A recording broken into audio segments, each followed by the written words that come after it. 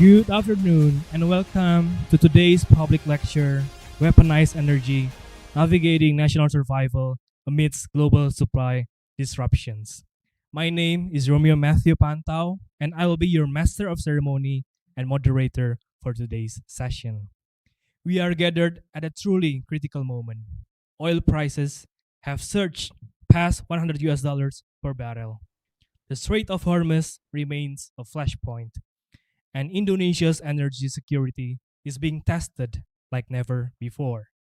Today, we will unpack what this means for our nation and what we can do about it. A few quick notes.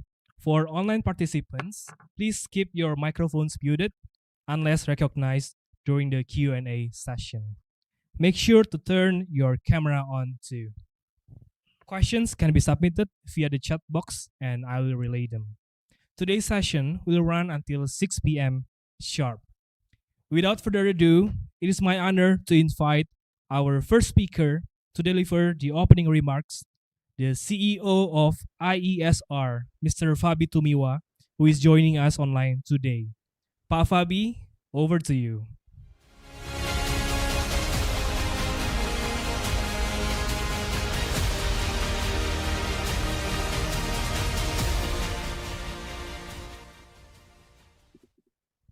Thank you, Romeo, and good afternoon to all of you. First of all, I would like to welcome Sir Adair Turner to Jakarta, Indonesia. Sorry, I'm not in Jakarta today, but I will be with you tomorrow. I also would like to thank SBM ITB for collaborating with ISR and Systemic to host this public lecture. And to all attendants, welcome to this public lecture. Ladies and gentlemen, less than 2 months ago, in February, 28 February 2026, and also we witnessed the war in Iran. And in March 2026, the International Energy Agency did something it has done only 6 times in its 50-year history. It coordinated an emergency release of strategic oil reserve. Around 400 million barrels. Again, this is the largest collective response ever. And we know the trigger is the near closure of Strait of Hormuz. It is just a narrow channel, just 33 kilometers, and its tightest point, through which roughly 20% of all oil traded on Earth must pass. One choke points and the world held its breath. And our energy security is on the brink. So, ladies and gentlemen, we have entered an era where geography is a fate, where pipelines are political weapons, and where a nation energy balance sheet is inseparable from its sovereignty. Well, this is not new. What is new is the speed, the scale, and the brassness of it. Daniel Jurgen, the historian of oil and author of the New Map, described energy as the master commodity, the ones that makes all others possible. Precisely because it is so foundational, and it has always been a tool of power, especially when we see oil and gas. As commodity, we know that not all of the country has these resources. And we see that the modern world has refined coercion into something almost surgical. I would like to quote what Jürgen wrote in his book, The Price, that published in 1991. Oil has shaped the character of our age, giving it speed, mobility, and dynamism. But oil has also been a source of vulnerability and conflicts. So I think this still resonates until today. Consider what we have witnessed in the last decade alone. Russia weaponized natural gas to fracture European solidarity for years. Germany and its neighbors built prosperity on cheap pipeline gas from Russia and Ukraine, only to discover that dependency had been converted quietly and deliberately into leverage. When sanction came, Moscow simply turned the valve. Not only that, China, which controlled roughly 60% of global rare earth processing, the material inside every clean energy technology, every solar panel, every EV battery, every wind turbine, has demonstrated repeatedly that export restrictions are not just trade policy. They are coercion policies. In 2025 and 2026, as US-China tensions escalated, Beijing imposed targeted export controls on gallium, germanium, graphite, not as retaliation in isolation, but as a calculated reminder of who holds the leverage in the clean energy supply chain. And then there is what happened to us here in Southeast Asia. Indonesia, a country with 280 million people, a member of the G20, an emerging economy of enormous strategic weight, was also early this year effectively twisted into committing to purchase billions of dollars American fossil fuels. We want to buy more LPG, more oil from US as a condition of avoiding trade tariff. This hamper our effort to transition away from fossil fuels. But we know that the tariff were subsequently overturned by the US Supreme Court. But the fossil fuel commitment remain. We have traded away energy sovereignty for a negotiating chip that turned out to be worthless, in my opinion. So this is what energy coercion looks like in 2026. It is not always a warship. Sometimes it is just a threat through the phone call, but sometimes it is just a trade deals. So let us be honest about our positions, because honest diagnosis is the precondition for effective strategy. If you look some numbers, in 2024 alone, we spent around $36 billion on crude oil and fuel import. Today, 70% of our electricity is still generated from coal. In total, 85% from fossil fuels. Renewable energy share just less than 16%. Again, it's not, we had a target of 23% supposedly, but we failed to meet that target. But also we have around 3,700 gigawatt of solar, wind, geothermal, and hydro potentials, largely untapped. Every dollar that import bill is a dollar held hosted to price spike, shipping disruption, and the foreign policy decision of country we cannot control. We know now that oil is actually, dependency on oil is a risk to our energy security. So we see that when oil crossed $100 a barrel during the Ukraine war into 2022, our subsidy budget ballooned. So when the Hormuz Strait confused, our fiscal planners in Ministry of Finance are seeking additional budget to top up the energy subsidies. And we also see nowadays, that our currency is weakening because we spend a lot of our foreign exchange to pay for the oil and LPG import. Meanwhile, we sit atop a renewable energy treasure that remains largely unexcavated. Our archipelago holds up to 3,700 gigawatt of clean energy potentials. We are the world's largest geothermal reserve holder. And we also are the global leader in biodiesel blending. Our B40, soon to be B50 biodiesel program is actually the largest blending in the world. And according to government, is estimated $9.3 billion saving in foreign exchange in 2025.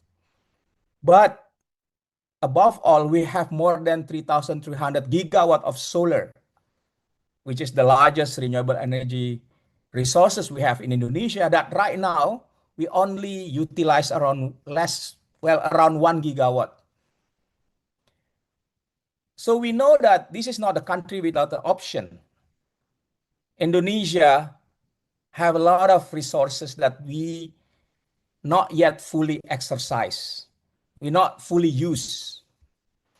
So I want to offer for strategic imperative, not aspirations, but decision we must make now with urgency and with coherence. First, energy transition is a must. Shifting away from fossil fuel is our future.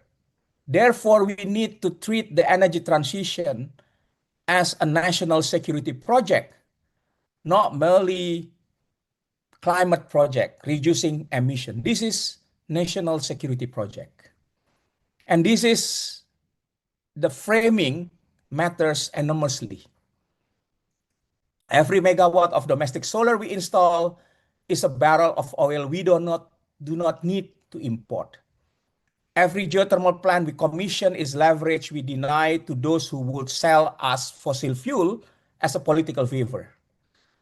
Energy sovereignty is not an environmental concept, it is a defense concept.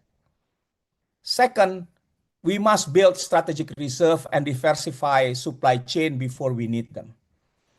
Indonesia, we still need this oil, gas, LPG. Therefore, we need to build this strategic reserve. The IEA 400 million emergency response worked because its member had invested in reserve during peacetime. And Indonesia must do the same for fuel and increasingly for the critical minerals that underpin the clean energy system we are building. Nickel we have, processing and refining capacity we must develop in a sustainable way. A country that exports raw ore and imports battery has not yet escaped dependency. It has merely relocated. The third, we have to accelerate grid interconnection as a resilient strategy. A fragmented grid is a fragile grid. So the ideas of Nusantara power grid, it's sufficient. Well, we should see this not just as infrastructure project in the conventional sense. They are actually risk distribution mechanism. We have plenty of renewable energy resources in other islands that need to be tapped, developed and tapped. A disruption in one node should not collapse the system. So in this case, redundancy is not waste, it is insurance. And we have to strengthen our grid. And the fourth one, we should negotiate from the future, not the past. Indonesia has extraordinary leverage. It's consistently underused. We are the largest economy in Southeast Asia. We hold some of the world's most critical mineral deposit for the energy transition. We are a market of 280 million people. When we sit across from our trading partner, we should not accepting their energy system. We should be shaping ours using our largest renewable energy potentials. So in closing, I would like to refer to Vaclav Smil. This is the great scholar of energy system, once wrote that the energy transitions are not about replacing one source with another, but they are about restructuring civilizations. And that restructuring is happening right now, everywhere, whether we choose to lead or it or not. So I would like just to read the quote from his book on Energy and Civilization, A History, that published in 2017. A civilization that runs on fossil fuel is a civilization running on stored sunlight from hundreds of millions of years ago. The energy transition is, in a sense, a return to a living on current income rather than drawing down an ancient inheritance. Indonesia has one of the most extraordinary endowment of current income on this planet. We have sun, wind, geothermal heat, biomass of the tropical nation. The question before us is not whether we can afford the transitions. The right question is, given what is happening in the Strait of Hormuz, in Beijing Rare Earth Office, in Washington Trade Negotiating Room, is whether we can afford not to. So energy security is not having enough fuel for today. It is about having enough freedom for tomorrow. So let us use this forum to build that freedom with clarity, with urgency, and with strategic ambition this moment demands. And we would be happy to listen to the wisdom of Lord Adair with his long experience. He can share with us what is relevant policies, relevant strategies that Indonesia can take to ensure our energy security now and in the future. Thank you very much.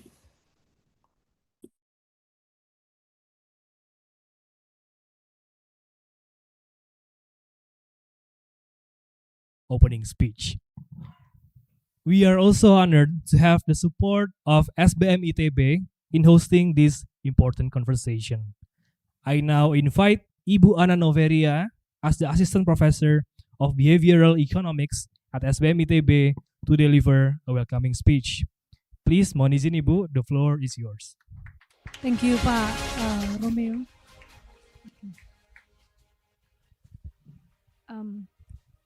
Good afternoon, everyone. Distinguished guests, colleagues, students, and esteemed partners. So on behalf of MBA Jakarta program, I'm Ana Noveria. So it is a privilege to welcome, it's a privilege and honor to welcome everyone to this public lecture featuring Lord Adair Turner. So as the chair of Energy Transition Commission. And with the increasingly strategic issues of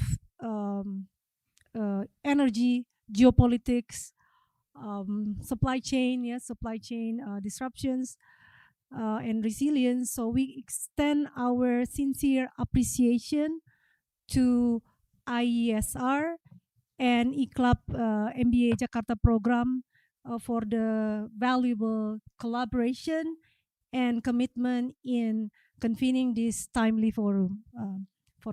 Yeah, so we hope today's discussion will contribute meaningful perspectives on how economists, industries, and policymakers respond to evolving global challenges in an increasingly interconnected world. And it is now my pleasure to hand over back to Pa Romeo to proceed with the discussion. Thank you. Thank you, Ibu. Thank you so much for your warm welcome and of course for the space available for a discussion that truly matters for Indonesia's future. Ladies and gentlemen, we now come to the heart of today's event. It is my great honor to introduce you our keynote speaker, Lord Adair Turner. Give a round of applause, everybody. Lord Adair Turner is one of the world's foremost authorities on energy transition, climate finance, and economic policy. As former chair of the UK's Financial Services Authority and the UK's Climate Change Committee, his perspective sits uniquely at the intersection of global energy systems and geopolitical realities. Lord Turner, we are truly honored to have you with us today, and the floor is yours.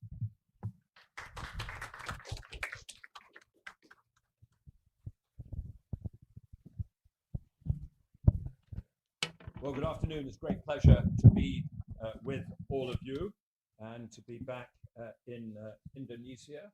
I think you told me I've been here 3 times, I think, in the last 4 years. So I try and come about once a year to understand more. Oh, do I need to talk with this? To understand more about a hugely important part of the world. Now, do I have a clicker? Is this a clicker? Okay, we're sure this is going to work. Is that? Sorry, picked up the wrong clicker. Right, good. So what I'd like to do this afternoon is actually slightly different topic than what was on the phrase earlier. I want to talk about abundant clean energy for all and seizing the opportunity in particular in the face of the current crisis. And what I want to do is combine 2 things.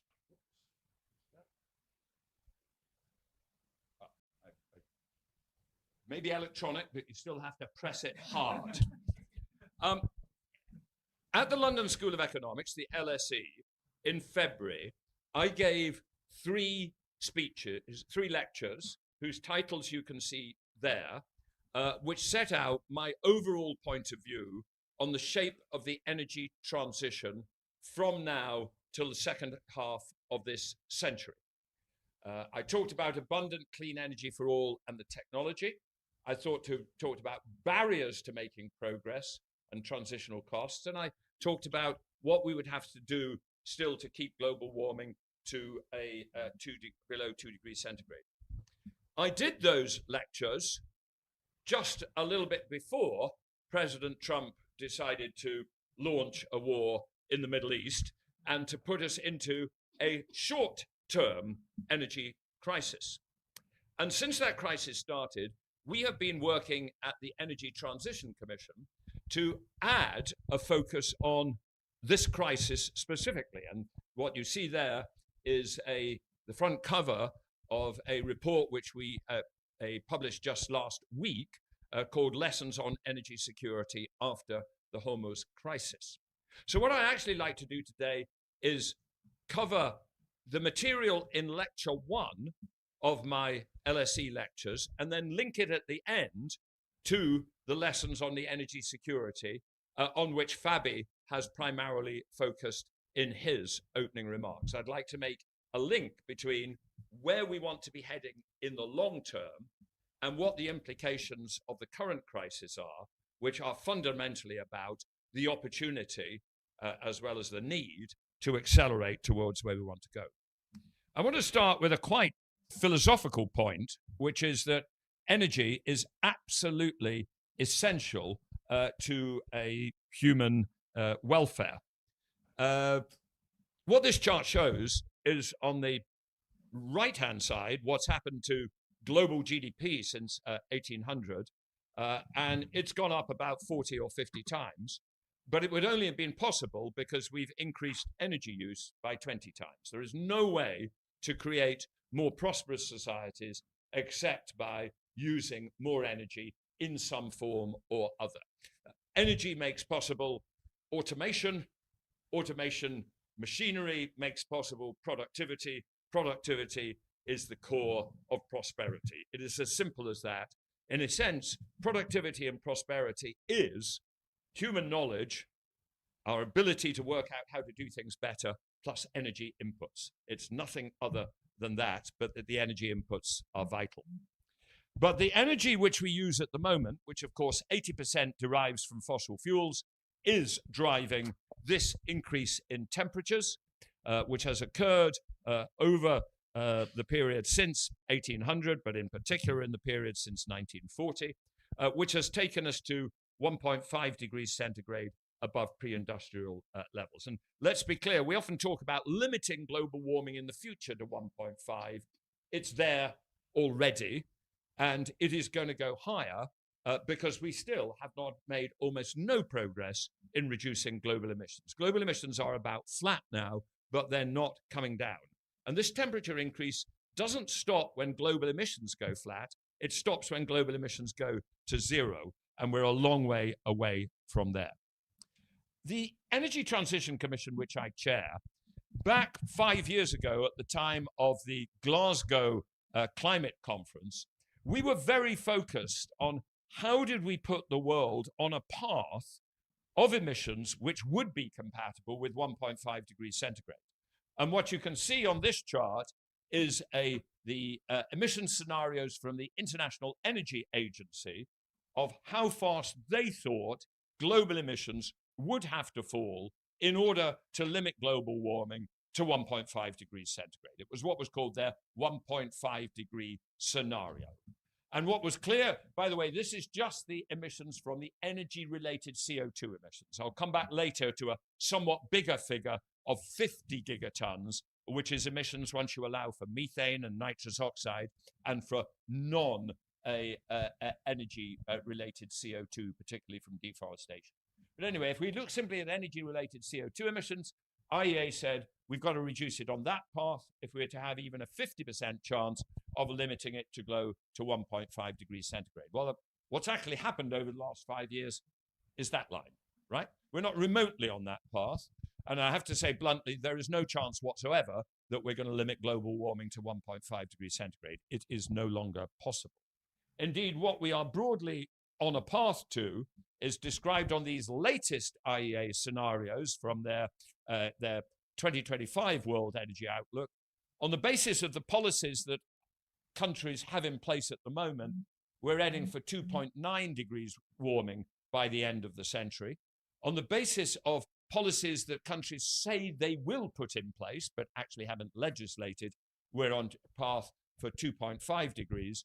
And even if you go that unbelievably rapid path, which is shown in the green line, a net zero path by 2050 with dramatic falls by 2030, which bluntly are not going to occur, we will still be at 1.65 degrees. So look, our starting point is we are heading towards a world of, let's say, 2.5, 2.6 degrees centigrade warming by the end of the century. That will have very, very harmful effects for human welfare. And at the ETC, we still believe, the Energy Transition Commission, which I chair, we still believe that we should be trying globally to limit global warming to well below 2 degrees centigrade. We also believe that it is possible, and the fundamental reason that it is possible is a transformational change, as Fabi said, almost a civilizational change in the possibilities of where we get energy from. What we are seeing is some remarkable technological revolutions. The most dramatic ones is in our ability to capture energy from sunlight. And that, of course, if we can do that, we've got lots of energy. The sun shines down on Earth each day 8,000 times as much energy as the whole of humanity uses. So there's lots of energy in Earth in a solar form coming in the flow day by day. We don't, as Fabi said, have to dig up the stored solar energy from millions of years ago. But the cost of that used to be very expensive. And this, which is on a log chart, right? So up the right-hand side, 10 to 100, that's a 10 multiplier. What you can see on this is what has happened to the cost of solar PV per watt of power produced over the last 50 years. And the crucial thing is to understand that the cost has not come down 90%. It has not come down 99%. It has come down 99.9%. It is now a cost 1,000th of what it was in 1976. And it is going to go on going down. This is the single most transformational technology in the energy system, and most people are failing to realize what an extraordinary transformation it will be. If we focus just on the last 15 years, the cost has come down even 95% just in the last 15 years. And it's almost comic the extent to which major countries and agencies have failed to understand the pace of this revolution. What this chart shows is a series of forecasts from the International Energy Agency. So each blue line is a forecast from the International Energy of what is going to happen to solar PV annual installations looking forward. And as you can see, and the red line is what's actually occurred. And as you can see, what occurs is every year it goes up, and every year the IEA assumes that the increase is about to stop and the future is going to be flat. I mean, it's almost comically, and let me be clear, I'm not criticizing the IEA. I had it wrong 10 years ago. I failed to see this revolution coming, but this is a revolution coming, and it's going to go on.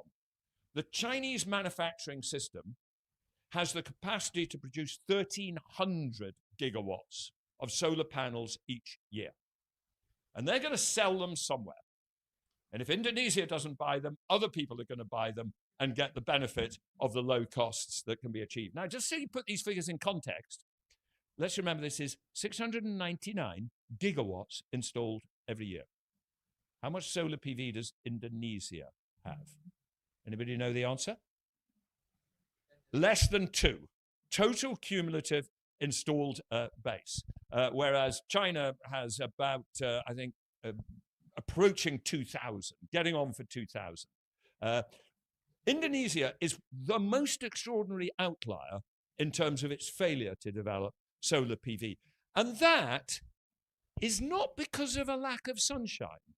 Because I'm pretty sure that if I put on a pair of swimming trunks and lay out there this afternoon without factor 100 a sun cream on, I'd look like a lobster by the end of the evening. So it's not a lack of sunshine, it's a lack of the policies to exploit it. We've also seen dramatic reductions, by the way, in cost of wind turbines. This shows how much they've come down. Now, the reduction has slowed down a bit in the last 5 years in Europe, Middle East, and Africa and America, but in China it's gone on down and down. So as long as you're willing to buy Chinese turbines, which are the cheapest in the world, this is getting cheaper as well. Of course, the fundamental challenge with wind and solar is not producing electricity at a cheap cost. Across most of the world, the cheapest way to produce a kilowatt hour of electricity is either wind or solar. The challenge is what to do when the wind doesn't blow and the sun doesn't shine, the problem of what we call intermittency. But there we have another fundamental technology which is collapsing in price far, far faster than we thought 15 years ago.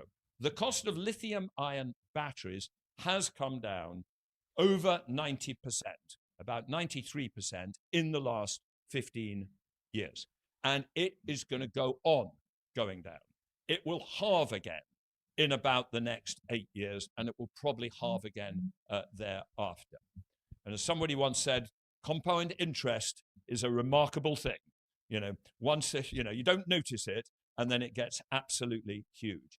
Initially, the fall in lithium battery prices was focused in particular on electric vehicles, and actually it's taken it to the stage in electric vehicles, I should say, where electric vehicles in many countries are now cheaper to buy upfront than internal combustion engines. That break point occurred about 3 years ago in China. Auto Trader, which is the UK's biggest magazine for telling you about which cars, autos you might want to buy, declared in March for the first time in the UK on a like-for-like basis, EVs are now cheaper than internal combustion engine vehicles. So initially this was all about electric vehicles, but increasingly also we've seen this dramatic fall just in the last 4 years in the cost of battery energy storage, storing electricity. And what that has meant is that if I have one message to you, it's that solar plus batteries is going to be the killer app of the energy transition. It is going to take us to a point where lots and lots of people across the world will get round-the-clock electricity from solar, which they extract from sunbeams for 12 hours a day, put into batteries and used overnight. So the crucial issue is, how far can we take this revolution? And this was a question which we addressed in a ETC report which we did last year called Power Sector Transformations, delivering competitive, resilient electricity in high renewable systems. And the question we asked was, could you run systems which got as much as 70 or 80% of their electricity from renewable sources, and indeed from intermittent renewable sources, right? Wind and solar. Now, you wouldn't want to do that if you have alternatives. If you've got lots of hydro, which is a dispatchable resource, you'd certainly develop that. If you've got lots of geothermal, and Indonesia has lots of geothermal, you'd want to develop that. But as an exercise, is it possible to run systems with 70 or 80% wind and solar? And there are two subsets to that question. The first is it technically possible, right? Is this grid stable? Can you manage the voltage, the frequency in the system? And the answer is definitively, absolutely yes. Yesterday, I have an app of which I can look minute by minute at the mix of electricity in the UK electricity system. So I looked last night to check the figure. I looked at about 11:30 in the morning in UK time, and these were the figures. At that point, we were getting 41% of our electricity from wind, 20% from solar, little sliver from hydro. We don't have much hydro. We get quite a lot imported from the French nuclear system. We have our own nuclear, and this was how much thermal dispatchable plant was running yesterday at 11:30 UK time in the UK electricity system. 5% was coming from gas, 4% was coming from biomass. They're both forms of dispatchable system. None was coming from coal. We have no coal in our system. And the system was working, the voltage was fine, the frequency was fine. One of the things that I find extraordinary, but it is an example of intellectual inertia, is that I still go around the world and have power system operators who tell me, oh, you can't run a system with more than 10% solar or more than 10% wind, it'll be unstable. As somebody once said, to a man with a hammer, every problem is a nail. And to somebody who has been brought up running a system entirely dependent on thermal dispatchable plant, it's almost impossible for them to imagine that there's a world which is different and where you have almost no thermal dispatchable plant. But the evidence is absolutely definitive. There are days in the German system where wind and solar is 98% and the system does not fall over. So the technical answer, and we set out the detail very, very clearly, the technicalities of voltage and frequency, that's in our report. There is no real limit to the extent to which you can run a system on wind and solar. So the crucial questions becomes the economic, and this chart talks to the economic. What we did was looked at, in the report, was we looked at 4 different regions of the world with different climates. We looked at India, the UK, China, which is so big it's a mix of lots of different climates, and Spain. And we did very, very detailed analysis of if you built systems which were 70 or 80% wind or solar in those countries, what would be the variability? We looked at 30-year weather patterns to understand how variable the output, the generation might be. We looked very carefully at demand patterns and what demand patterns might be in 30 years' time when we've deeply electrified our economy. And we compared the supply and demand variability on a probabilistic basis and how much of a problem would you have? How many hours a year would you not have a lucky coincidence between supply and demand, but a problem which you'd have to solve by storage? And then we worked out what is the storage solutions that you would use, how much would you use batteries, how much would you use pump hydro storage, and what was the optimal result, and what would be the cost of running it. And 2 points come out of this chart. One, in every one of these regions, it will be possible to run systems which are 70 or 80% or even 90 or 100% intermittent renewables and run them with a total system cost which is lower than the cost of the current fossil fuel dominated system. That's message number 1. Message number 2 is electricity is going to be much cheaper in what we now call the global sun belt than the global wind belt. So India is much, much cheaper than the UK. Why is that? They will get most of their electricity from solar, and we will get it from offshore wind. And offshore wind is fine, but it's more expensive than solar. And we could get it from solar up to a point, but any of you who've visited the UK knows that we are not the sunniest place in the world. We don't have the insulation levels. The second thing is that when you live in a sunbelt country and you get most of your electricity in future from solar, the balancing problem is much more straightforward. You basically have energy every day, but you need to keep the air conditioners running overnight, and you can deal with that with batteries. Our problem in Europe is what happens when we have 3 weeks in the middle of winter without any wind in the North Sea. You can't solve that with batteries. You need to use more expensive solutions like hydrogen. Those two reasons are why we end up, the global wind belt ends up more expensive than the global sun belt. And this isn't just an exercise, a modeling exercise.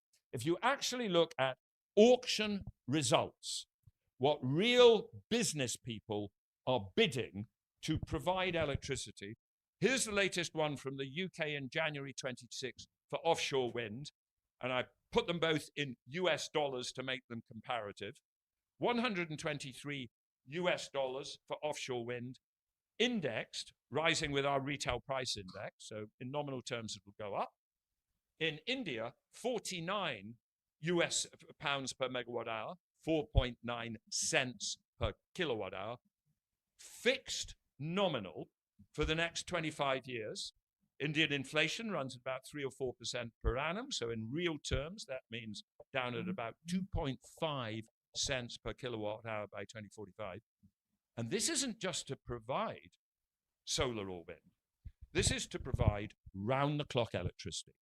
This contract is one where the developer has to put a combination of solar and wind and whatever storage device they want to put together, and they contract to deliver to the grid 75 or 85% of all the hours in the year, and at hours which the grid operator can specify.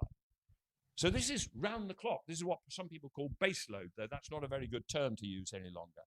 The sun belt is going to be much cheaper electricity than the wind belt if it seizes the opportunity. So that's message number one. And by the way, here is the sun belt and here is the wind belt. And here is Indonesia. And yeah, you're not as sunny as Western India. You don't have the solar yields of, say, Gujarat or Rajasthan. Their insulation level is so great that they could get about 29% what's called yield, i.e. how much solar energy it would produce relative to a theoretical case where there is sunshine falling 100% of the day. You can probably get about 18 to 20%, but significantly lower. So you're not as sunny.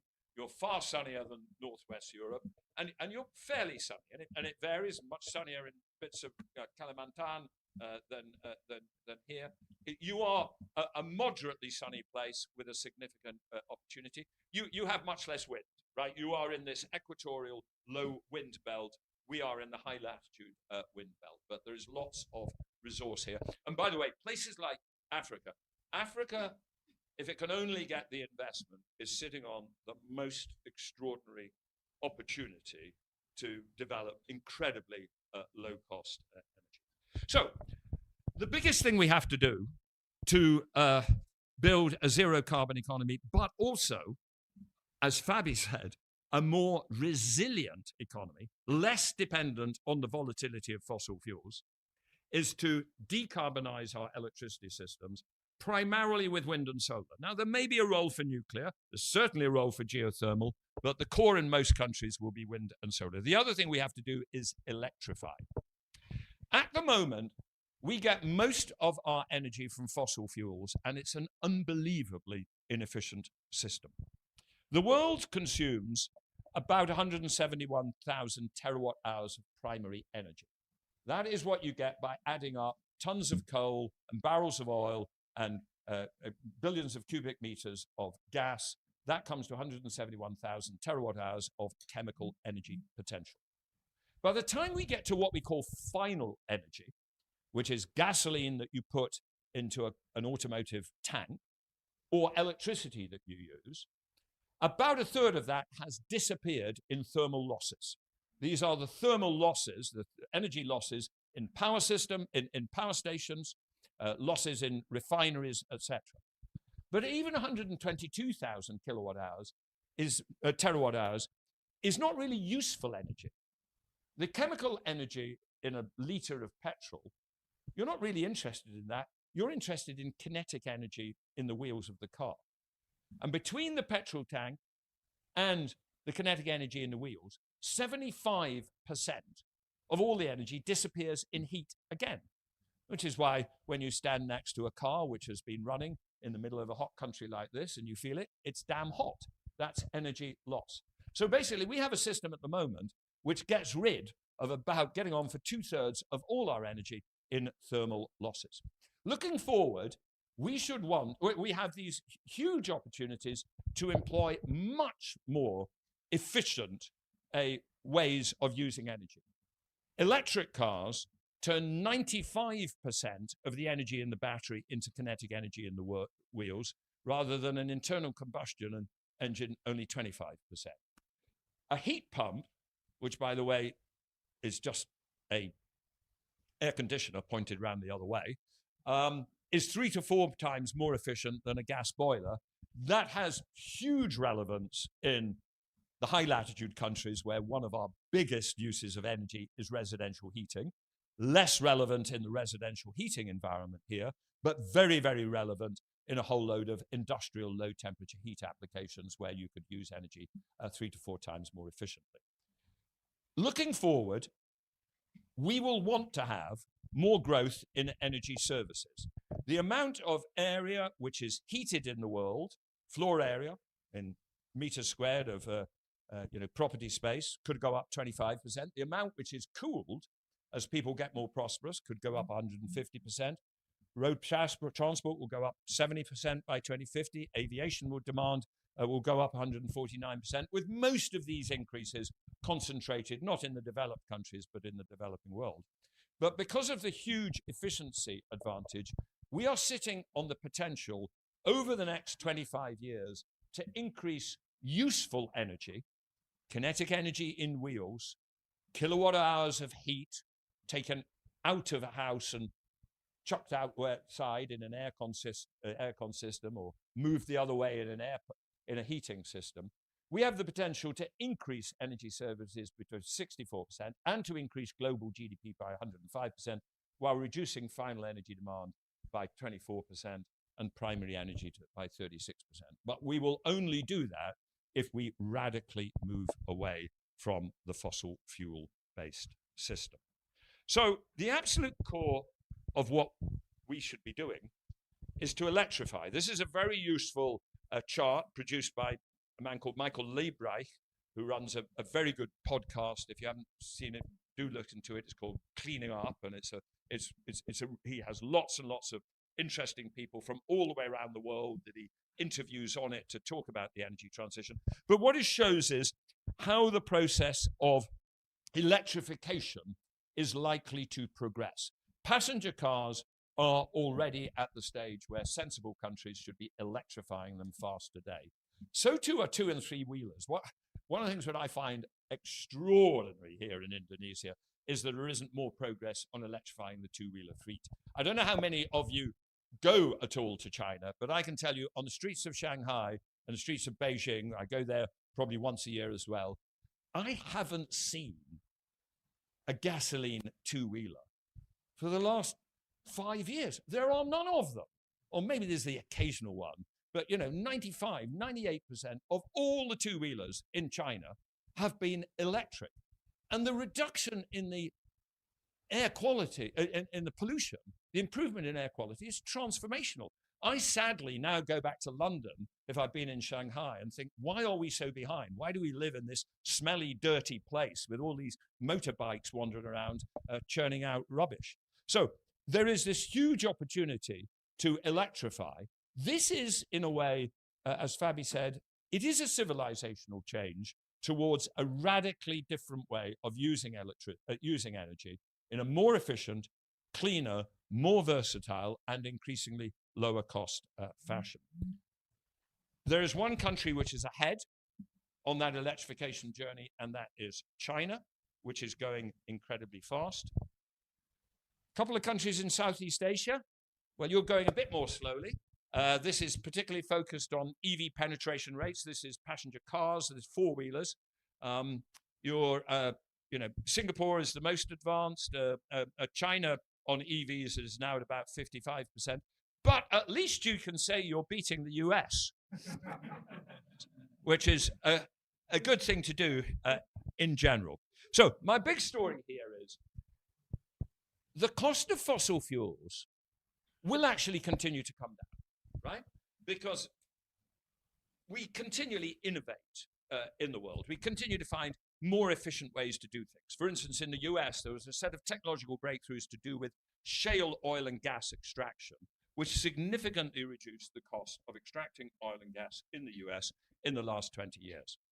But however fast the cost of fossil fuels comes down, it's not going to come down as fast as the electric and renewable technologies.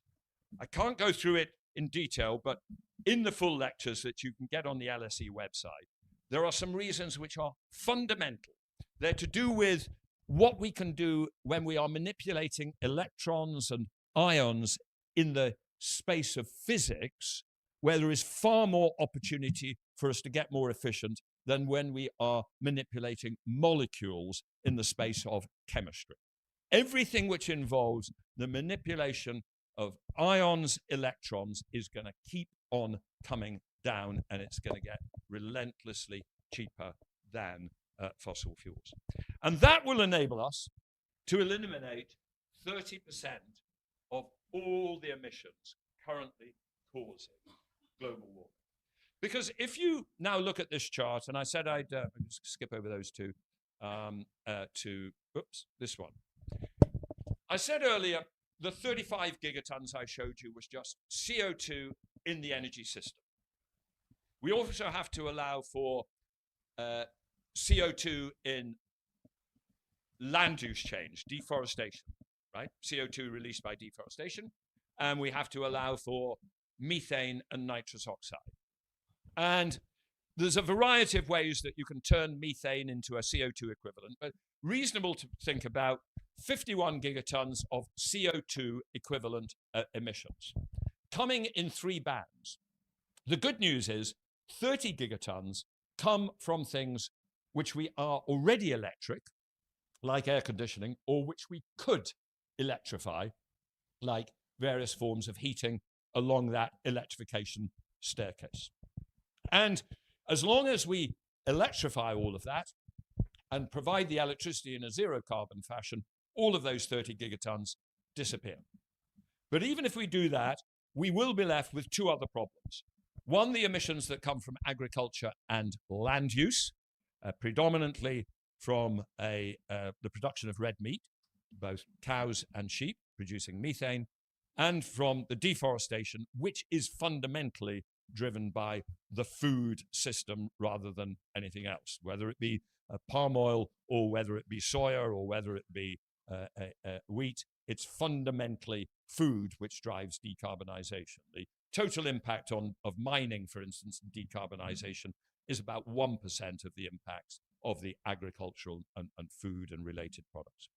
So we have to electrify as much as possible, but we've got to address that green area as well, and we have to address the orange area as well. The orange area is what we call the hard-to-abate sectors of the economy, where electrification is more difficult or in some cases impossible.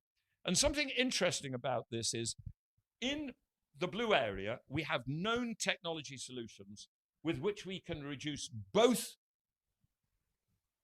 emissions and costs. It's a win-win for humanity. When we get to the orange area, we have known technologies, but unfortunately, there will be what we call a green cost premium. The known technologies for heavy industry I show on this chart. You can iron and steel, rather than using coking coal as the reduction agent, you can use hydrogen, you can apply CCS. We may eventually be able to produce iron from electrolysis in the way that we do aluminium. In cement, we can add CCS. In plastics, we can recycle. But pretty much all of these will entail some sort of green cost premium. That green cost premium, by the way, could be very significant at the level of the commodity production. If we tried to make iron with hydrogen rather than coking coal today, we'd probably add 75% to the cost of a ton of iron. But the good news is, none of you go out each day and buy a ton of iron, or indeed a kilogram of iron. And as you go down the value chain of where that iron goes, the cost premium goes down. When you go to steel, which you make from iron, the cost increase today would might be 45%. Still significant, but none of you go out each day and buy a ton of steel. When you go down to the components that you make from steel, such as a steel automotive panel being bought by BMW or BYD or whatever, the cost increase might be 7%. And when you work out what it does to the cost of a car, which is, or an automobile in your terms, actually, I never know whether different countries say car like the UK or automobile like the US, but whatever you call it, you buy them and they will only go up by about 1%. So what do we have in these sectors is ones where if we do want to decarbonize them, we will at some stage have to accept a small green cost premium, but at the level of the consumer, as against at the level of the intermediate product, they're not all that large. So that's the overall story that I wanted to tell on the long-term story. And it's fundamentally saying, I think we've got a problem of climate change that we should deal with as humanity. I think we should still limit global warming to well below 2 degrees centigrade, although I think 1.5 degree is impossible. And the good news is we have some remarkable technologies which can take us in that direction. And those remarkable technologies, which above all solar, wind, batteries, EVs, they are in most parts of the world, and in particular in the global Sun Belt, cheaper than the fossil fuels, and they're going to get cheaper in future. So this is a win-win of a dealing with the climate change, ending up in a lower cost, more efficient system. But it's a third win-win, that it's also a more resilient, economically secure system for countries. And that is what the Straits of Hormuz crisis has forcefully reminded us of. The Strait of Hormuz, as you all know, is this strait. I think it's what is it, 25 kilometers wide?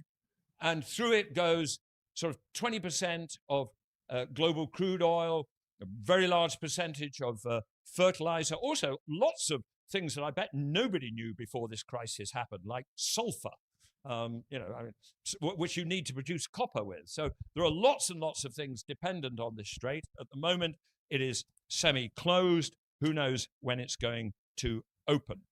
And what it reminds us of is that stored solar energy resides in very concentrated locations in the world, while flow solar energy, new solar energy, is falling pretty much everywhere. And that's a fundamental difference. That is why a solar and wind-based system, for most people, would be more secure than a fossil fuel-based system. Now, Fatih Birol, who is the head of the IEA, when this crisis occurred, he said, this is the biggest volume crisis in the oil system ever. He said, this is bigger than the Arab oil embargo, which I suspect almost everybody in this room is too young to remember, apart from one or two of us, but I do remember it. 1973, after the Arab-Israel-Yom Kippur War, there is a Arab oil embargo, which had a very, very major effect on prices. Now, what's interesting is, if you sit in Europe, and Fatih says, this is the biggest crisis since 1973, so far in Europe, it doesn't feel like it at all, right? Our gas prices haven't gone up. Our electricity prices haven't gone up. Our petrol prices have gone up 15%. There are no physical shortages. There has been no cancellation of flights. There was rumors that there would be. The world stock markets are at rocket high levels. What's going on? Now, what we all know is that when you come to Asia, it feels quite a bit different, because in different ways around Asia, there is a lot of dependency. In Sri Lanka and Pakistan, schools are being closed because there is not a supply, and in India because there isn't a supply of LPG gas, liquid petroleum gas, to cook meals at canteens. There's been a diesel rationing in the Philippines, major problems in Asia. And of course, that reflects the fact that just in physical terms, it is Asia which is much more dependent on the Strait of Hormuz. So if you take Europe versus India, we get 95% of our oil is imported. We have very little oil production in Europe, but we only get about 6 to 88% of our oil comes through the Strait of Hormuz.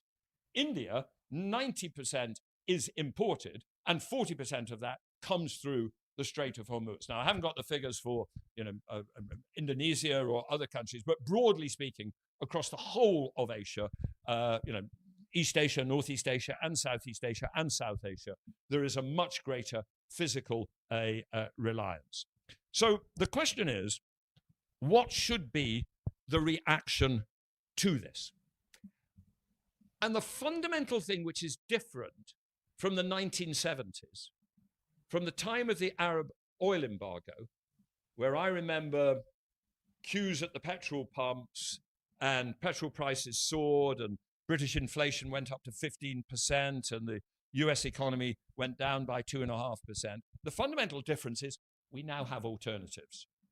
In 1973, we didn't have electric vehicles.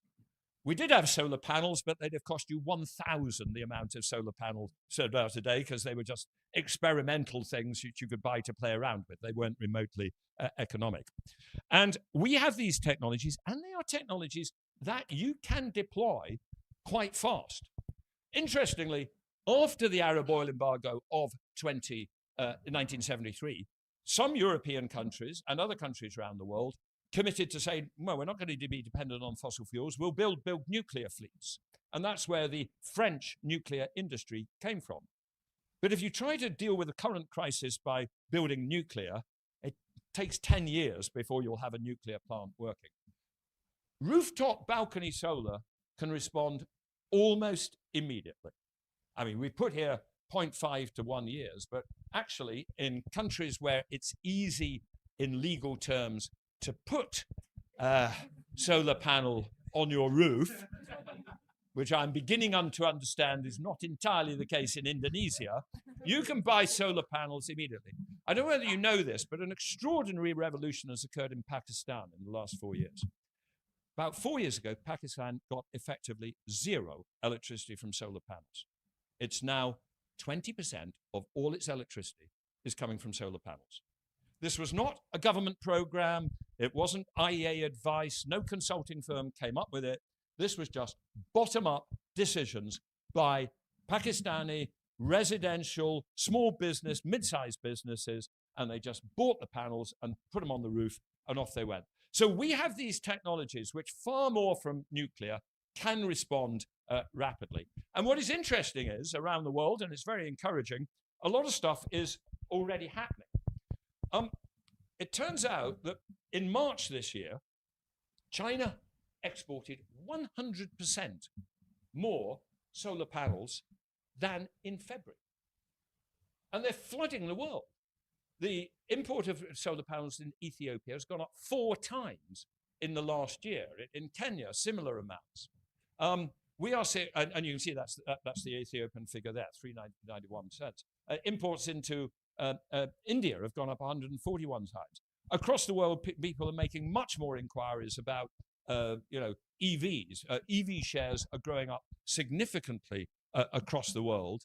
In India, very significant increases in inquiries about and sales of electric cooking as an alternative to liquid petroleum gas, because people are saying, I can't buy an LPG canister. And if this happens this time, can it happen again? So why don't I move to electricity? And interestingly, Prime Minister Modi made a speech 12 days ago, Sunday before last in Hyderabad, and he said, we have got to escape from reliance on imported oil and gas because it makes us vulnerable. Therefore, we have to electrify more. So what we are getting is we're getting a bottom-up reaction, and we're also getting elements of a political reaction. The political reaction is, of course, a mix, because in the short term, governments are also doing some things which are bad for the climate. They're burning more coal because the cost of LNG has shot up. So they're making a LNG to coal shift.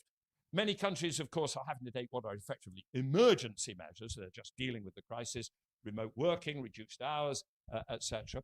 And many countries are doing, forms of subsidies. They're protecting consumers against the increase in diesel prices. But we are seeing many examples of governments beginning to make statements. And of course, here you have a president who has declared that there will be 100 gigawatts of solar. And I get a little lack of clarity as to what the date is. Is it? I think it's 2030, but he wants it even earlier. I mean, I have to say, that is the right direction. I mean, let's remember the target in India, and they'll meet it, is 500 gigawatts. Okay, they are, about 4 times bigger, 4.5 times bigger in population, but the equivalent target here would be 100 gigawatts. So we see, and this is what we said in the report we issued last week, that faced with this Strait of Hormuz crisis, of course, governments, particularly in middle and lower middle income countries and the most vulnerable countries, have got to take actions which protect their most vulnerable citizens against shortages and increases in prices. And that may require elements of subsidies which are just short-term management issues. But they also ought to take from this crisis that it warns us that the reliance on imported oil and gas from concentrated parts of the world is a vulnerability. It is a macroeconomic vulnerability. It is a fundamentally insecure energy system. And this is the second time it's happened in 5 years, right? 4 years ago, Russia invaded Ukraine. Enormous impact on gas prices in Europe. We didn't have the piped gas. We became big competitors in LNG. It affected you because the price of LNG, because we were suddenly competing in an LNG market where we hadn't been competing in before. And who knows when it'll happen again? All I can tell you is the world's a pretty unstable place. There's a lot of geopolitical risk out there. And the system of fossil fuels, as well as being bad for the climate, as well as being it's more expensive over time and incapable of achieving the same reduction in cost that the electrical system, it's also just vulnerable because it's concentrated. So the case for accelerating electrification and clean electrification is a climate case, it's an economic case, and it's a resilience case. And if I can sum it up in one simple phrase, as I said, new sunshine, rather than million-year-old stored sunshine, gives us each day 8,000 times as much energy as humanity needs. And sunbeams don't have to make it through the Strait of Hormuz. Therefore, let's harvest that fuel resource, that energy resource, as rapidly as possible. Thank you very much. Give a round of applause to Lord Adair Turner once again, everyone. Thank you so much, Lord Adair Turner, for that incredibly insightful and comprehensive lecture. I think we can all agree that it has given us a lot to think about and perhaps even more to act on. Okay, before we continue to the Q&A session, I would like to remind everyone to fill the feedback form located on the table. On the table. So, ladies and gentlemen, you guys can scan the QR code, or for those of you who is joining from the Zoom, you might as well scan the QR code or fill the form with the link provided.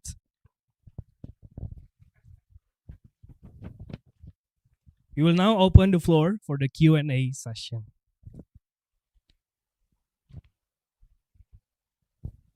We do have 30 minutes for the Q&A, so let's make them count.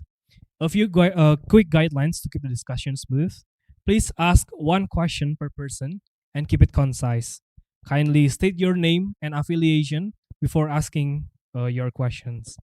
Online participants, type your questions in the chat and I will read them aloud. So let's begin. Who would like to ask the first question?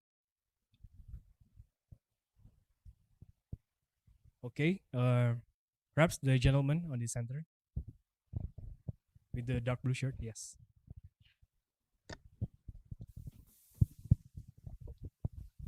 Yeah, thank you. Thank you very much for the lecture. I think this is enlightening for all of us. And my name is Danny, and I'm from Amo Consulting Firm. My questions perhaps more on how we deal beyond the climate change. I don't know if you heard about the degrowth concept. Which one? Degrowth. Degrowth. Yeah. Yeah. And what I understand is that even if we reduce the emissions with energy transition, but if we continue the economic growth, ultimately we will hit the planetary boundaries, because it is not just the emission, but also material usage and many more.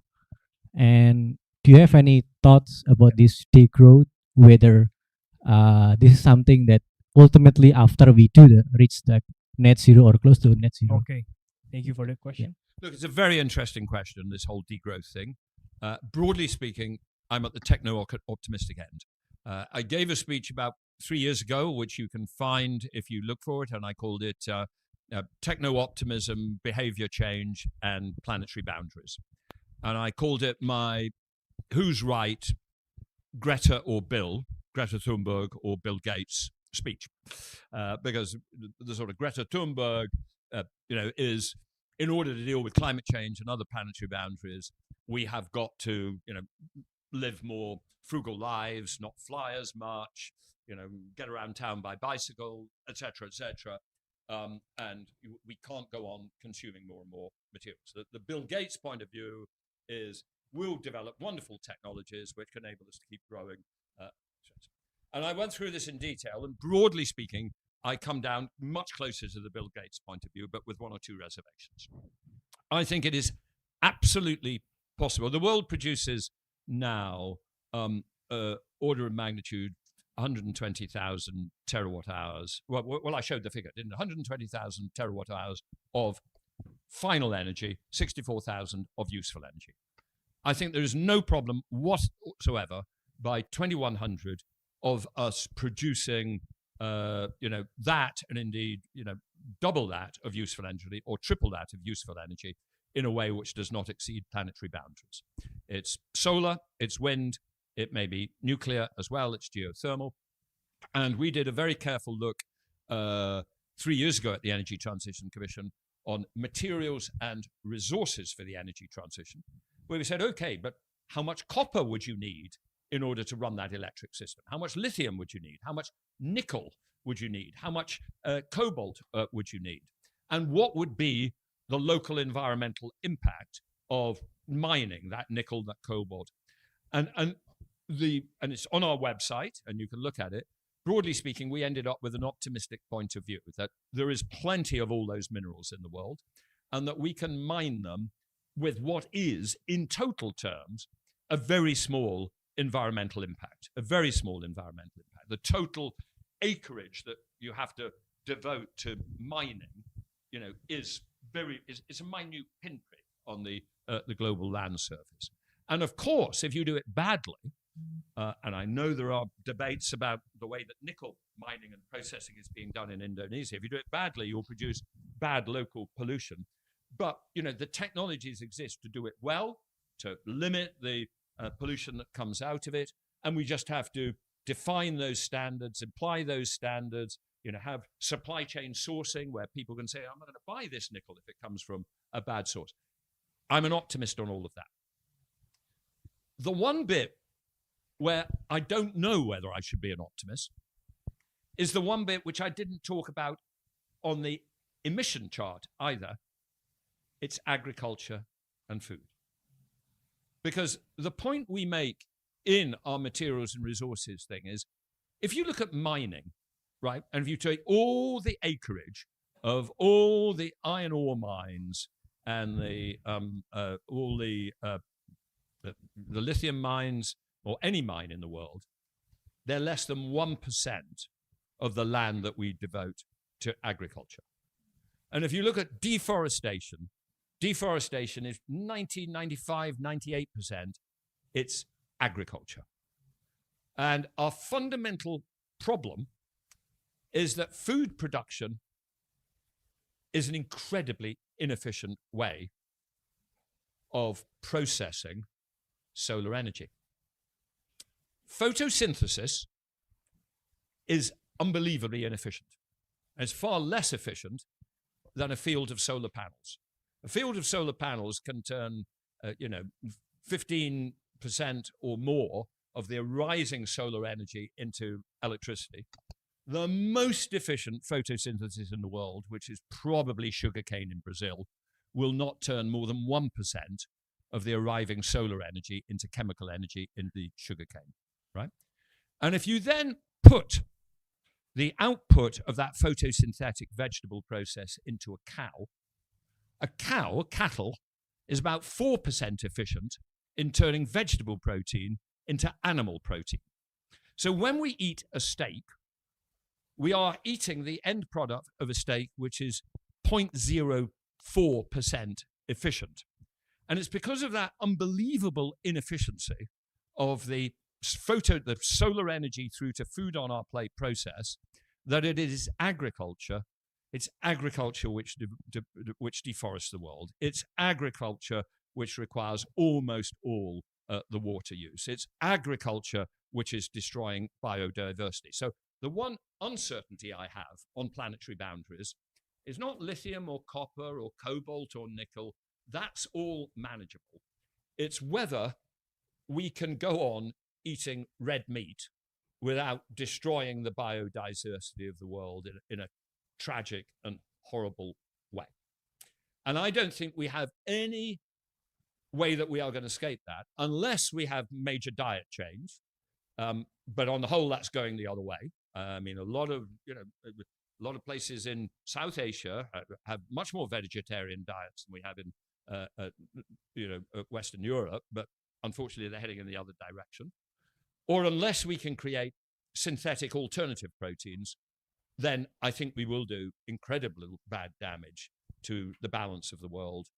But 98% of the story is agriculture and food, and very little of it is aviation or driving your car or heating your home or enjoying air conditioning. All right. Thank you for the answer. We're moving on to the next question. Okay. Perhaps to the gentleman with the batik. Sure. Assalamualaikum warahmatullahi wabarakatuh. Good afternoon. Thank you. My name is Ripto Mukti. I'm from Atmajaya University. So I have two questions. My first question, previously, thank you so much about your presentation. It's very nice and very detailed and complete. So I have two questions. The first question is about what is different about the final energy and the useful energy, because I see in your graphic final energy and also useful energy. Final energy is not about the useful energy. Primary energy and final energy are terms used in international statistics, right? If you look at IEA statistics, you will get figures. That figure I gave you, 172,000 primary, 120 or whatever it was, 124 final. That is from the International Energy Agency. And it's a definition which has emerged where primary is the chemical energy in coal, oil, gas, as it is originally produced and before it is processed either into a refined good or into electricity. Of that primary energy, at least 80% is fossil fuels. A significant additional bit of it is biomass. I mean, one of the things is, the traditional use of biomass in cooking in some low-income countries of the world, particularly in Africa, is still very small. And in primary energy, we also include solar and wind and nuclear. But at the primary energy level, they're a pretty small percentage, simply because, when we use coal and oil and gas, we have to use not only, final energy and useful energy, we have to absorb all the losses. Final energy is a somewhat arbitrary definition, right? But the way they defined it is, it is electricity when you use it, right? And it's lower than the primary energy that goes into final energy because it's after the thermal losses in a power plant, right? And it is gasoline going into a tank, which will be less than the primary energy in the crude oil because there are energy losses in oil refineries, right? So final energy is, as it were, energy which you can understand you buy, right? You buy a liter of gasoline, that's final energy. You buy, some kilowatt hours of electricity, that's final energy. Useful energy is not a figure you will find in all the standardized statistics. It's not regularly produced, though the IEA often produces estimates of it, because to do that, you have to look through to things that we don't normally measure, like the kinetic energy in the wheels of a car. How many kilowatt hours are reaching the car wheels and making the car going forward? Or in a residential heating system in Britain, how many kilowatt hours are coming into the home, right, rather than being put into the gas boiler? Because the kilowatt hours coming into the home will only be 70 or 80% of the gas going into the gas boiler, because 10 to 30% will be heat losses in the exhaust of the gas boiler. So those are the three measures. Primary and final, you will find in you'll probably find them in your own government energy statistics. They're defined. The IEA broadly regulates the measurement of those. Useful energy is trying to look through to the energy which actually, does things which are valuable for human welfare. Thanks. And the last question is about the mixed climate. So I see in the figure about the mixed climate, China use mixed climate. So what is about the mixed climate? It's about the artificial. China, yes. Yes. China is just so big that it has desert areas with wind and solar. It has densely populated areas with high cloud cover. It has tropical areas. I mean, you have to think of China. And by the way, it's a very major advantage, because in a renewable system, one of the things that's great to have is to have in your country some completely different climatic locations, which will be performing differently at different times of the day or week or year, right? If you are a very wide space, the sun will go down in Xinjiang 4 to 5 hours after the sun goes down in, Beijing.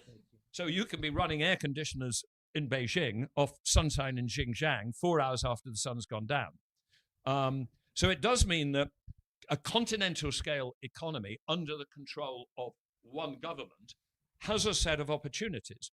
It's interesting. Now, there's this big debate now about long distance electricity interconnectors. And there's debates about it here, about Singapore getting electricity from you. Can we, because if you look at ASEAN, the supply of energy varies a lot. There is lots and lots of wind on coastal Vietnam. There's very little wind in Peninsular Malaysia. There's fantastic solar resource in Thailand. Thailand is, wonderful solar resource. There's somewhat less in, bits of Malaysia and Indonesia, because you have cloud cover part of the day. It's still good, but it's not the same quality of Indonesia. So we now debate about, can we do these interlinks? In the UK and in Europe, there's a big question about, could we get a whole load of electricity from the Sahara Desert? The Sahara Desert has lots of land, lots of wind, lots of sunshine, very little electricity demand. You could produce electricity in the Sahara Desert, at a fifth of the cost that it would cost you to produce it in a Northwest Europe.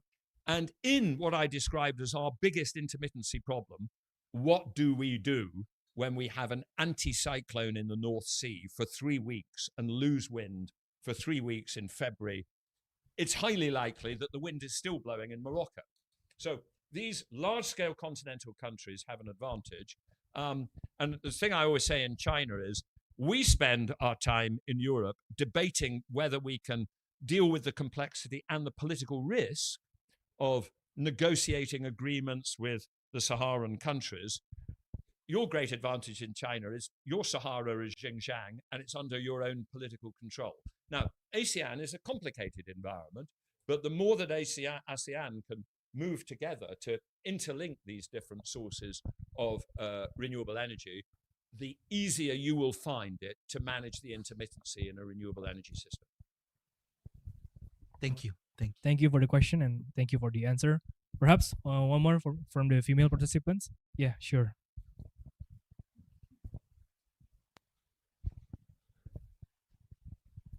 Thank you. Hello, my name is Tilma Komaling.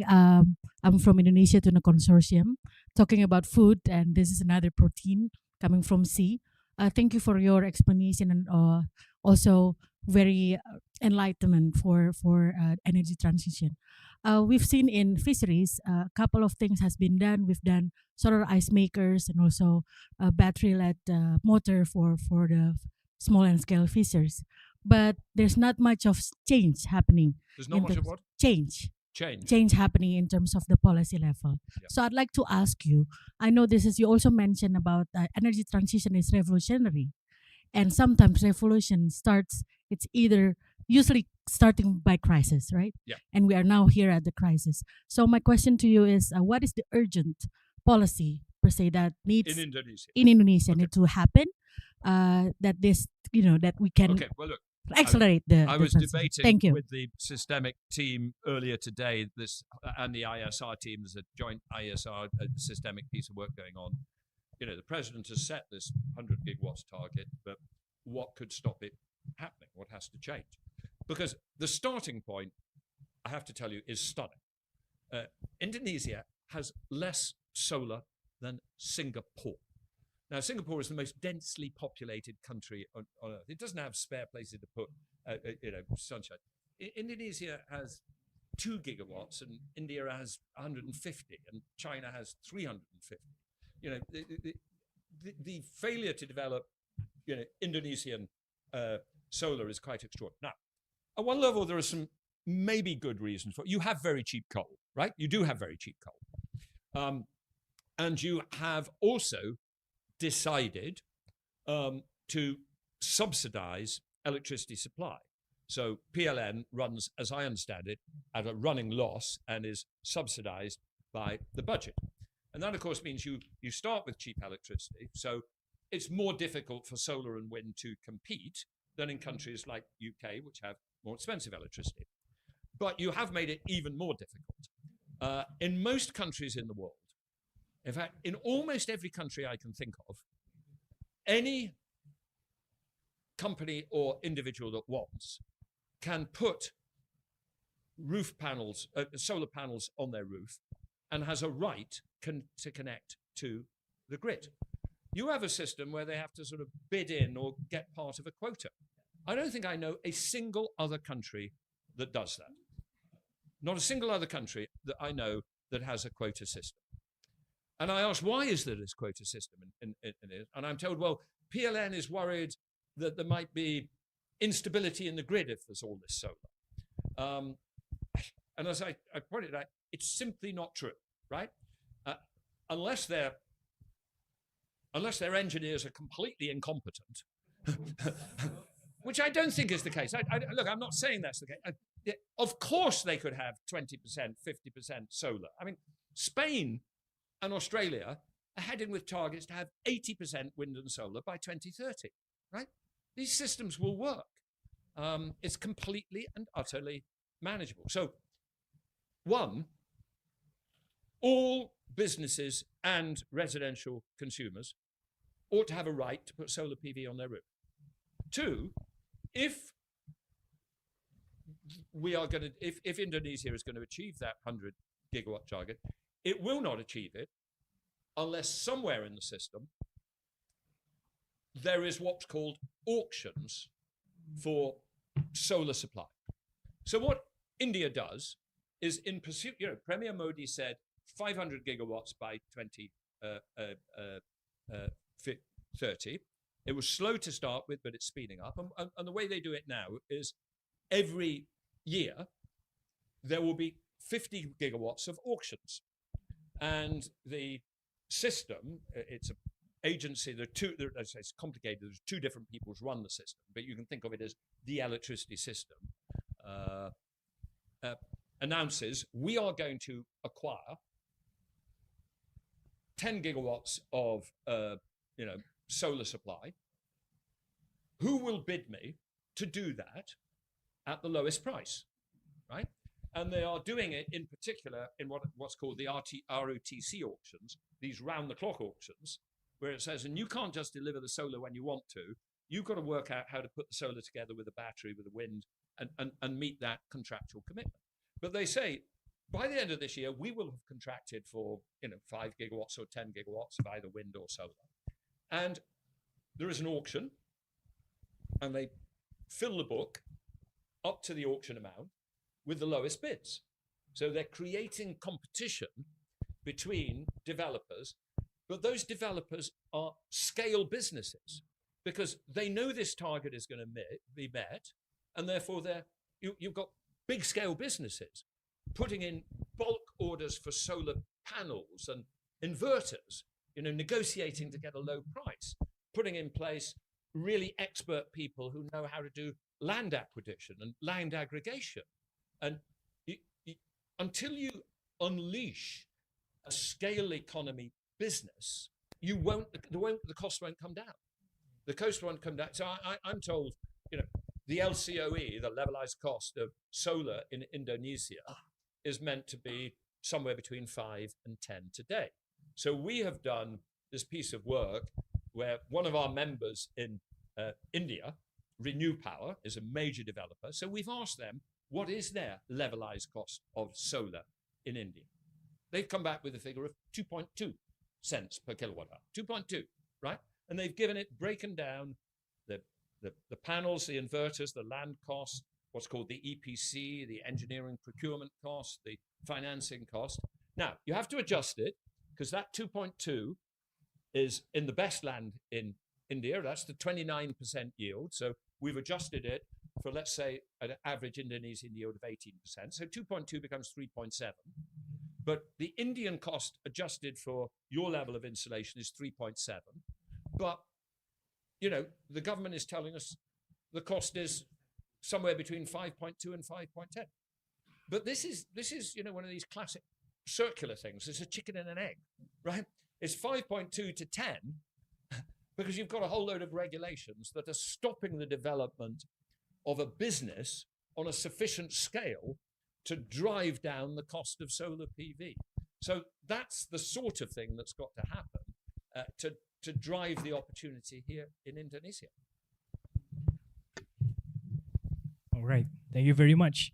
Before we continue, I would like to remind to the participants offline to fill the form on the table so that afterwards you will get the presentation file through your email. Please do fill the feedback form.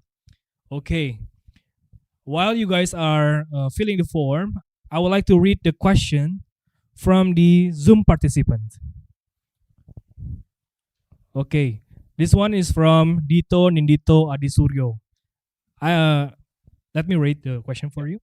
I am Dito, policy analyst from IDN MEMR. My question to Lord Adair Turner is about the possible measures towards supply chain diversification in times of global disruptions, including in sustainable energy. As a techno-optimist, do you believe that the diversification is the only key solution to solve the crisis? Or do you have any other thoughts? Thank you very much. Well, my first thought is that you have to distinguish two things in the sense of this diversification. And the first one I've talked about, which is resilience or security in your energy supply. And ultimately, depending on your sunshine or your wind, or to a degree your nuclear power, and certainly your geothermal, will be much more resilient than depending on somebody else's oil or somebody else's LNG. So that's partly diversification, but it's also just being more self-sufficient. I think you also ought to be, clean as well. And you can be close to self-sufficient on coal, but unfortunately that has a climate change effect. So, but certainly I would say Indonesia and other countries should try to reduce their dependence on imported oil and imported LNG, because that always creates a vulnerability. There is another dimension of supply chain diversification, and I don't know whether you were talking about this, which is, should we be worried that if we do move more aggressively towards a renewable dominated system and an electrified system, that supply chain is completely dominated by China, right? So China is producing, 80% of all the solar PV panels in the world, and 80% of all the batteries in the world, and 80% of all the EVs in the world, and it dominates the technologies because it has developed them. And all the cutting edge battery technology developments are occurring in CATL and BYD, AESC, other companies with either Chinese or with large Chinese operating bases. And that is true. And all the big breakthroughs in the next generation of battery chemistry, solar PV chemistry, I expect to see them coming in China.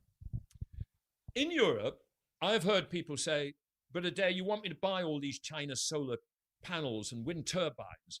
Isn't that exactly the same as being reliant on Russian piped gas? And actually it isn't.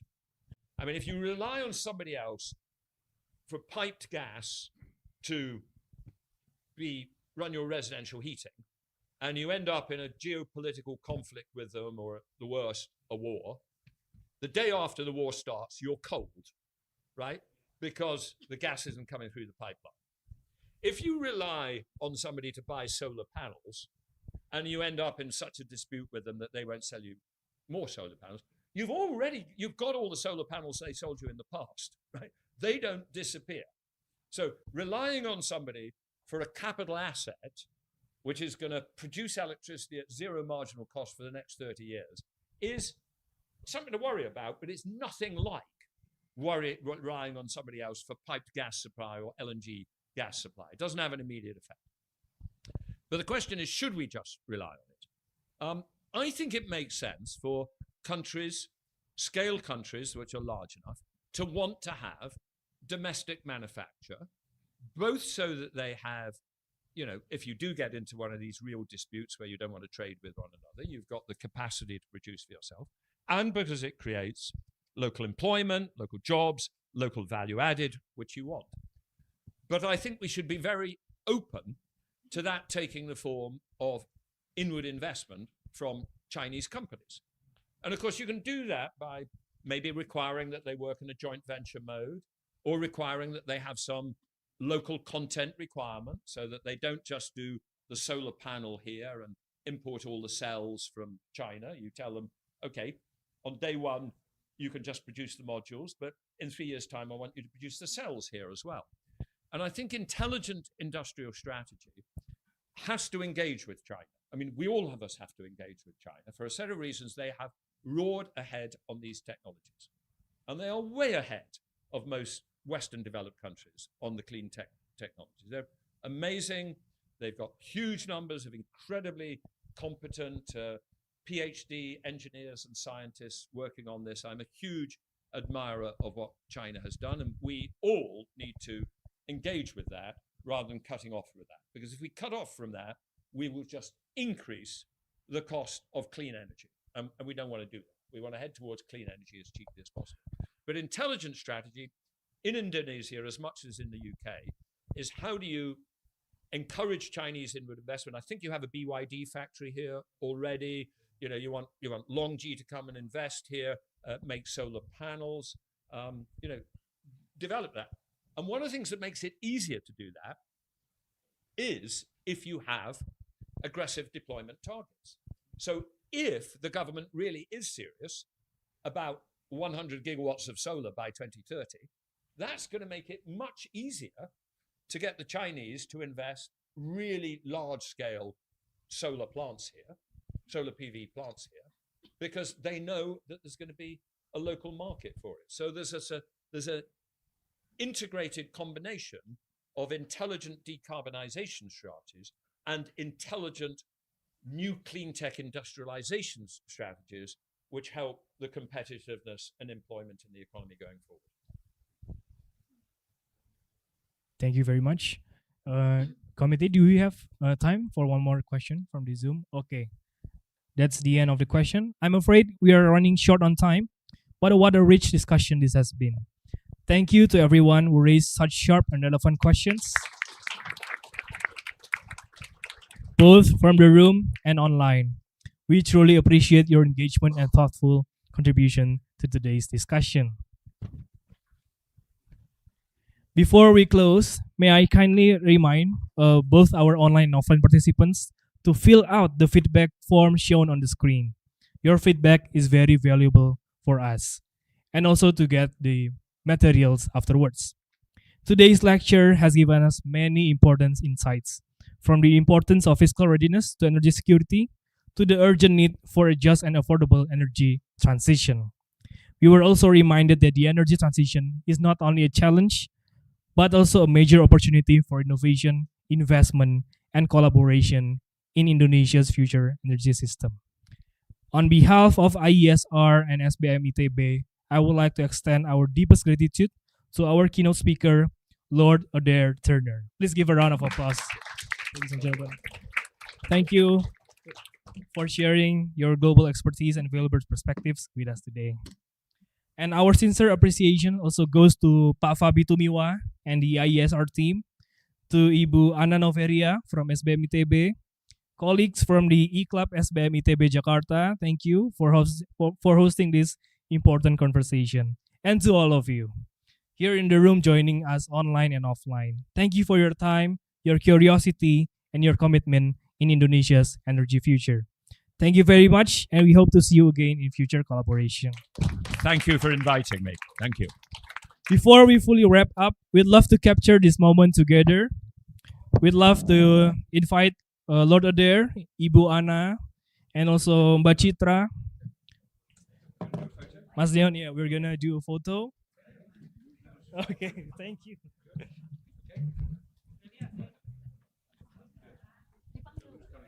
So we're gonna first is this way, and then the second is that way. Right? We're going to do a photo this way? Yes.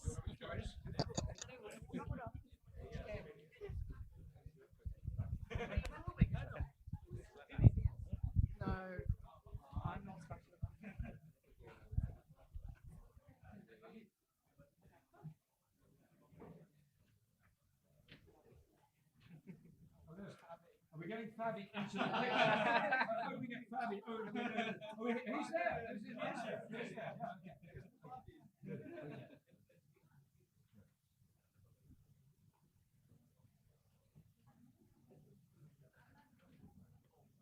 Ready? Okay. In 3, 2, 1, here.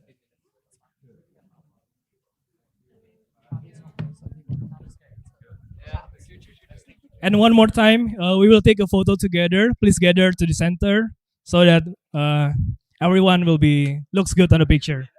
Yeah, we're gonna face this way. Face this way. But then we'll have to be down, because otherwise we'll be hiding all those people. I think they are also visible unless as long as they are standing on the upper side of the. Oh, they'll have to stand up. Yeah, they have to stand up. So everyone, please gather.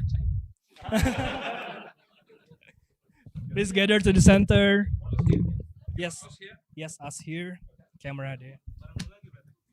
You can go like that. You'll be slightly lower down for the people.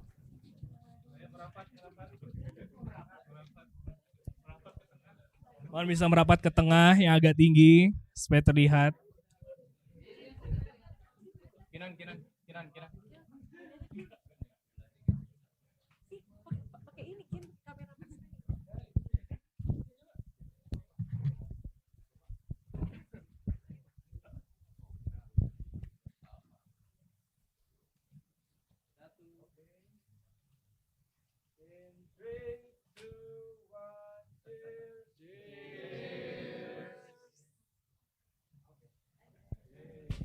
Thank you very much, everyone.